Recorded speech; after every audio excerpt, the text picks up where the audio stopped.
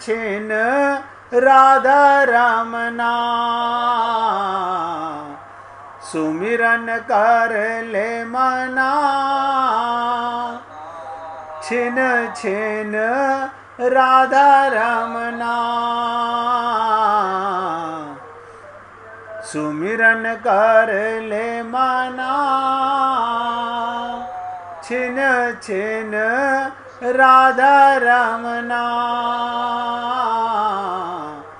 हरि गुरु दोई अपना, गहुइन के ही शरणा, हरि गुरु दोई अपना, गहुइन के ही शरणा, सुमिरन कर ले मना,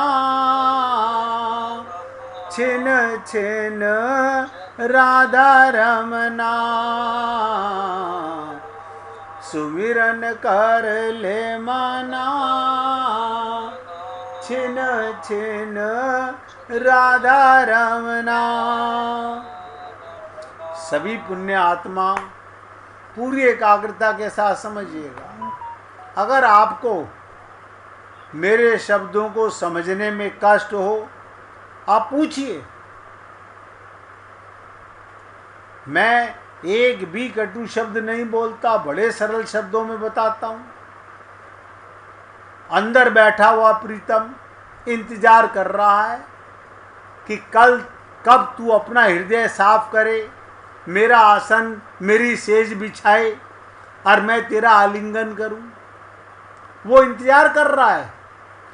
भगवान कहते हैं मैं पूरा जीवन इंतजार करता रहता हूं, बस कि मेरे लिए सेज कब सजाएगा। लेकिन हम लोग बाहरी सेज सजाते रहते हैं, हृदय में प्रीतम की सेज नहीं सजाते हैं। इसीलिए हमारा आज तक तो मिलन नहीं हो सका है। आगे का ईश्वर जाने। आपकी ललक, आपकी जिज्ञासा, आपकी व्याकुलता, आपकी प्यास ही भगवत प्राप्ति कराएगी। तो आपने देखा अभिमान के मरते ही मैं और तू, ये जो आपका संसार में समाज में अपना परायापना है ना, ये तेरा मेरा। भगवान सबसे पहले कुंभकर्ण की बाजुएं काटते हैं और फिर उसकी गर्दन अभिमान को, अहंकार को काटते हैं और उसका अहम निकलकर भगवान में समा जाता है।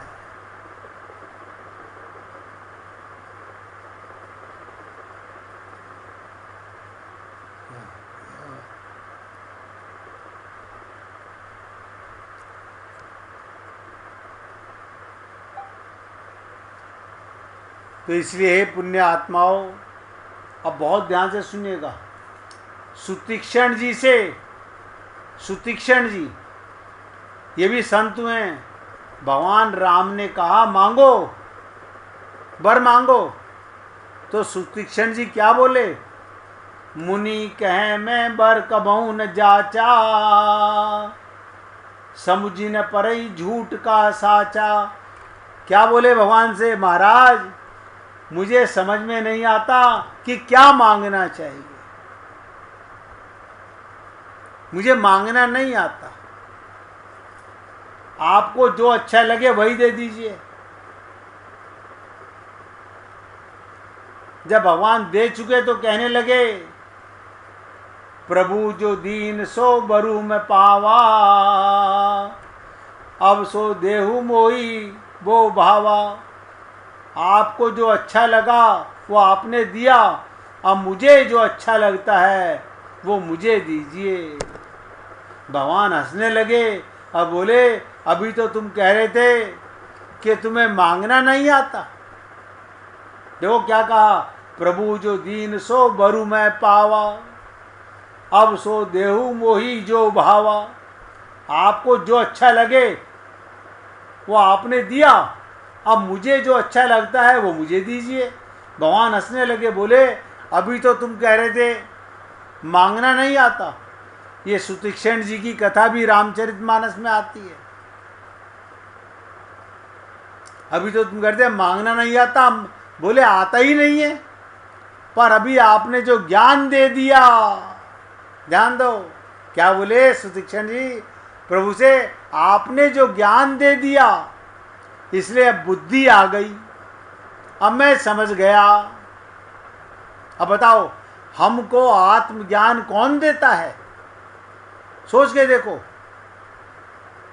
अभी आपकी और हम लोगों की शरीर की बुद्धि है, जिसे माइक बुद्धि कहते हैं। जब हमारा गुरु हमें आत्मज्ञान दे देता है तो हमारे पास दिव्य बुद्धि आ जाती है। लेकिन आत्मज्ञान मिला कहां? अभी तो देह का अभिमान है। तो सुतीक्षण जी ने कहा इसलिए अब बुद्धि आ गई, अब मैं समझ गया हूं क्या मांगना चाहिए।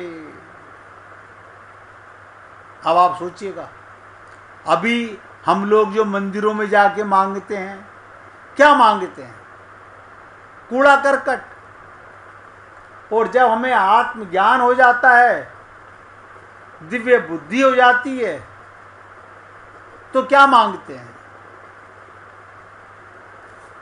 आप लोगों ने रामचरितमानस पढ़ी होगी, किसी को ध्यान आया कि सुतीक्षण जी भगवान से क्या मांगते हैं? नहीं ध्यान आएगा, सुन लीजिए। जब आपके पास क्या मांगा भैया? अपने गुरु जी के लिए मांगा जी, अपने गुरु जी के लिए मांगा, मेरे गुरु जी को तो पसंद हुआ पहले। वो तो गुरु जी के लिए मांगा, अपने लिए क्या मांगा मैं पूछ रहा हूं। उनके गुरु ने तो कहा था राम को लेकर आओ, वो ले आए। वो तो गुरु के लिए मांगा, अपने लिए क्या मांगा? जब आपको दिव्य बुद्धि मिल गई, आत्मज्ञान मिल गया, तो अपने लिए क्या मांगा? आप सुन लीजिए, कोई बात नहीं, आपने बहुत अच्छा इतना तो विचार किया। सुतीक्षण जी मांगते हैं आप मेरे हृदय में निवास कीजिए, हे राम आप अब मेरे हृदय में निवास कीजिए। भगवान ने कहा अच्छा ये भी दिया। मुनि जी बोले महाराज चलते चलते एक वस्तु और देते जाइए। ध्यान दो, भगवान मुस्कुराकर देखने लगे, लोभ तो बढ़ता ही जा रहा है। तो सुतीक्षण जी ने कहा महाराज मैं आपसे एक ऐसी वस्तु मांग रहा हूं जिसे कोई नहीं मांगता। एक एक शब्द पे ध्यान दो, और आपके पास बेकार पड़ी हुई है। भगवान बोले बताओ तो ऐसी क्या चीज है मेरे पास बेकार पड़ी हुई है और कोई नहीं मांगता?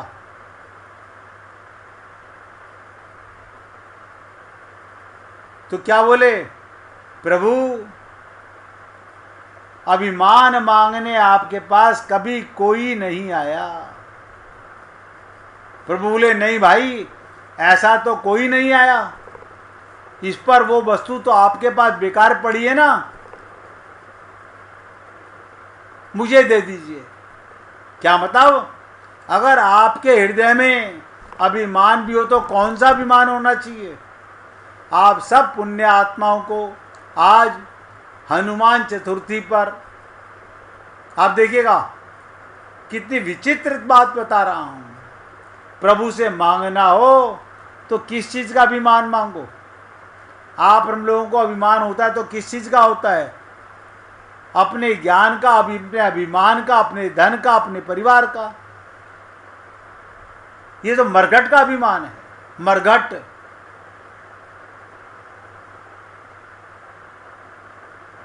तो क्या मांगते हैं? जीवन भर काम आएगा। और भगवान से मांगना हो तो किस चीज का अभिमान मांगो? ध्यान से सुनिएगा। अस अभिमान जाए जान जन मोरे। मैं सेवक रघुपति पति मोरे। मैं सेवक रघुपति पति मोरे। मैं आपका सेवक, आप मेरे स्वामी, बस यही अभिमान मुझ में बना रहे। मीरा को काय का अभिमान था? प्रभु के प्रेम का। मेरे तो गिरधर गोपाल दूसरो ना कोई। और गोदा जी यही बताने के लिए एक मास लगा देती हैं, और हम लोग केवल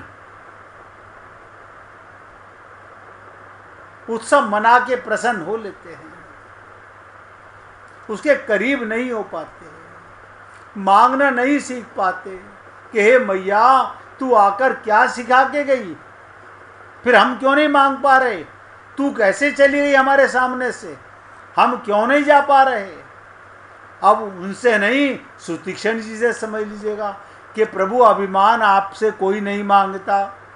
आपके पास अभिमान बेकार पड़ा हुआ है, अपनी बेकार वस्तु मुझे दे दीजिए। यही अभिमान मीरा ने मांगा था, मेरे तो गिरधर गोपाल दूसरो ना कोई। तो भगवान ने कहा ऐसा तो कोई नहीं आया जो मुझसे अभिमान मांगे, तो वो वस्तु आपके पास बेकार पड़ी है, मुझे दे दीजिए। अस अभिमान जाए जनी भोरे। मैं सेवक रघुपति पति मोरे। मैं आपका सेवक, आप मेरे स्वामी, बस यही अभिमान मुझ में बना रहे और कोई अभिमान जीवन में अब शेष ना रहे। हे पुण्य आत्माओं, मैं तो आप भक्तों से निवेदन करता हूं, क्या आप और हम लोग भगवान से ये अभिमान नहीं मांग सकते? ये अभिमान मानो सारे अभिमानों को काटने वाला है। ये अभिमान सारे अभिमानों को काटने वाला है। ये है भगवत कृपा के द्वारा अभिमान पर विजय। अभिमान की व्याख्या, अभिमान की व्याख्या तो पूरे रामायण में अनेक रूपों में की गई, बड़े मनोवैज्ञानिक पद्धति से की गई। विभिन्न परिस्थितियों में अभिमान किन किन रूपों में आता है, अंत में उसे नष्ट करने के लिए भगवत कृपा की कितनी आवश्यकता होती है, साधक किस तरह से अभिमान से मुक्त हो पाता है, ये चर्चा तो आपके साथ चलती रहेगी। लेकिन आज मैंने आपको प्रभु से क्या मांगना चाहिए? मैं सेवक रघुपति पति मोरे। तुम मेरे पति हो। मीरा ने कहा मेरे तो गिरधर गोपाल तो दूसरो ना कोई। आप सोचिएगा, गोदा जी अपने पिता से कहती हैं, विष्णु से, स्वामी जी से, कि मेरा विवाह भगवान से होगा। वो भी दंग रह जाते हैं कि मैं इसका पिता, और इसलिए इतने दावे से कह रही है कि मेरा विवाह परमात्मा से होगा। क्या कारण था ऐसा? सोचो। आप और हम लोग इतनी गहराई से ना तो सोच पाते हैं ना समझ पाते हैं। अब मैं आपको 5 मिनट एकाग्र होकर के सुनिएगा जो बताने जा रहा हूँ। ये तो मैंने आज आपको महावीर जयंती पर मूल बात बता दी, तो आपको ये महावीर जयंती का प्रसाद रामचरितमानस के माध्यम से मिल चुका। अस अभिमान जाए जनि मोरे, मैं सेवक रघुपति पति मोरे।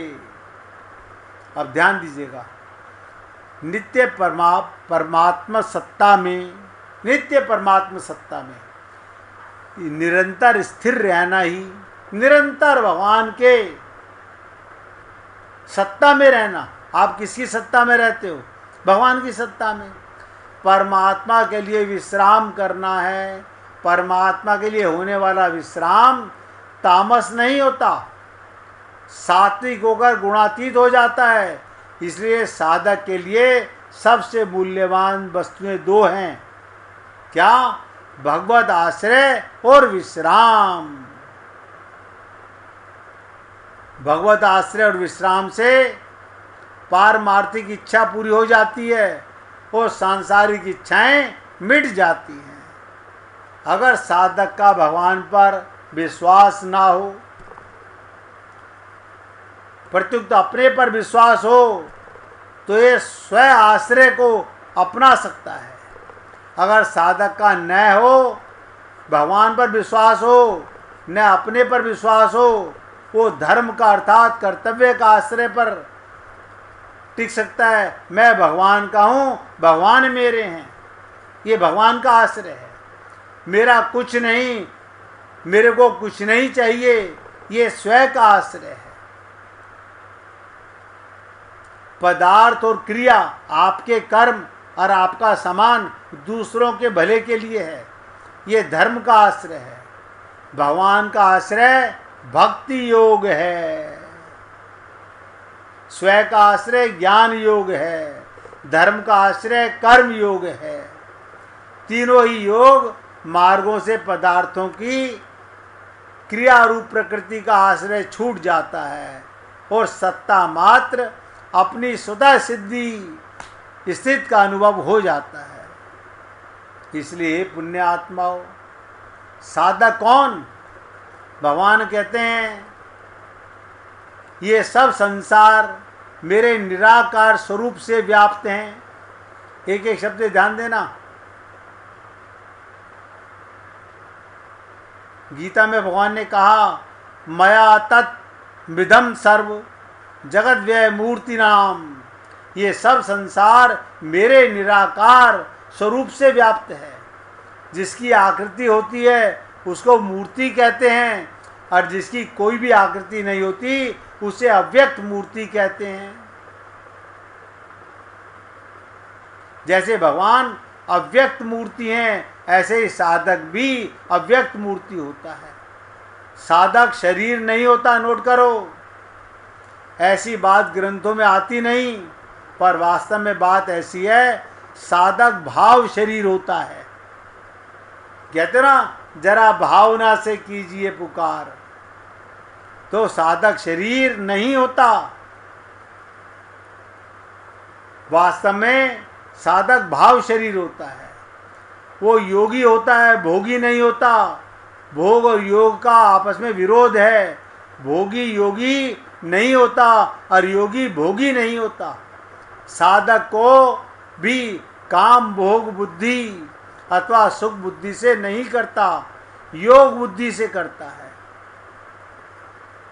आपका जो स्थूल शरीर परीक्षण बदलता है, ऐसा कोई क्षण नहीं जिस क्षण में शरीर का परिवर्तन ना होता हो। आपको नजर नहीं आता, हर पल आपका शरीर में परिवर्तन होता रहता है। परमात्मा की दो प्रकृतियां हैं, शरीर अपरा प्रकृति है और जीव परा प्रकृति है। परा प्रकृति अव्यक्त है और अपरा प्रकृति व्यक्त है। आपको ये अपरा प्रकृति शरीर तो नजर आता है, आत्मा नजर नहीं आती। ये सिद्धांत है, जो आदि और अंत में नहीं होता वो वर्तमान में भी नहीं होता, व्यक्त में बीच में दिखता है। इसलिए मैं सबको परमात्मा की प्राप्ति हो सकती है, सब के सब एक हो जाते हैं। इसलिए हे पुण्य आत्माओं, आप और हम सब अपने को तो संसारी मानते हैं और भगवान का भजन करना चाहते हैं, तो वो पूरा भजन नहीं होता। समय लगाते हैं तो वो पूरा भजन नहीं होता, अपने आप को लगा देते हैं तब पूरा भजन होता है। अपने को अर्पण करो भगवान को। साधक का पूरा समय ही साधन है। वो 24 घंटे जो कुछ करता है वो भगवान का काम होता है। छोटा सा भाव सुन लीजिएगा। मैं मनुष्य हूं, ये पंच भौतिक मनुष्य शरीर है। मैं साधक, सेवक, जिज्ञासु अथवा भक्त हूं, ये भाव शरीर है। अब आप देख लीजिएगा, आप भाव के शरीर हो या आप मनुष्य का शरीर हो। भाव शरीर की मुख्यता होने से साधन निरंतर होता है। इसलिए अभी कुछ नहीं बिगड़ा, अभी पूरा मौका भगवत प्राप्ति का बचा हुआ है। आज अपने शब्दों को यहाँ विराम दे रहा हूँ और आज जो मैंने आपको सुतीक्षण जी के माध्यम से बताया, कुछ याद ना रहे ये जरूर याद रखो। प्रभु अपना वो अभिमान दो, मैं सेवक रघुपति पति मोरे। मैं सेवक हूँ और रघुपति पति मोरे, मेरी आत्मा के पति आप हो। बस ये अभिमान चाहिए मुझे, ये अभिमान हो जाए। अब यहाँ मैं विराम दूंगा। कोई भजन सुनाना चाहे तो सुनाइए। सुनाना चाहते हो? कोई बात नहीं भाई। ये देखो चांद मेहरा जी सुनाना चाहती हैं, सुनिए। ये कल भी सुनाना चाहती थी, हमें पता है।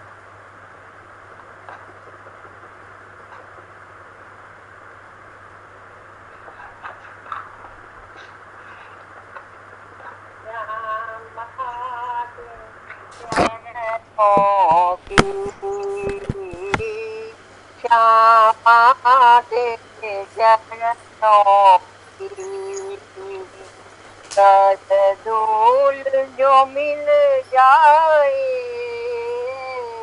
सच कहती हूँ भगवान, सच कहती हूँ भगवान। तकदीर बदल जाए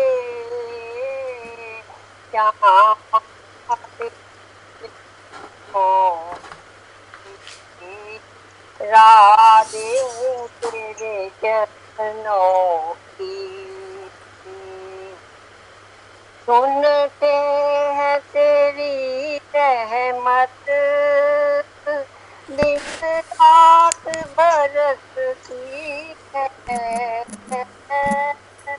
सुनते हैं तेरी रहमत, दिन रात बरसती है।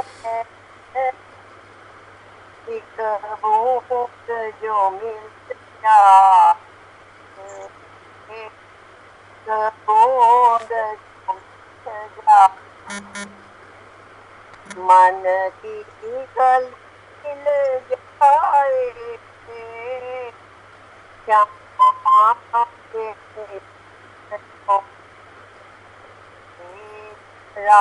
दे तेरे चरणों की।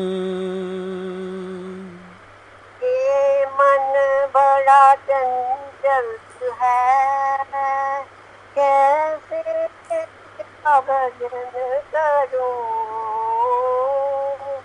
ये मन बड़ा चंचल है, कैसे तेरा भजन करूं। जितना इसे समझाऊं,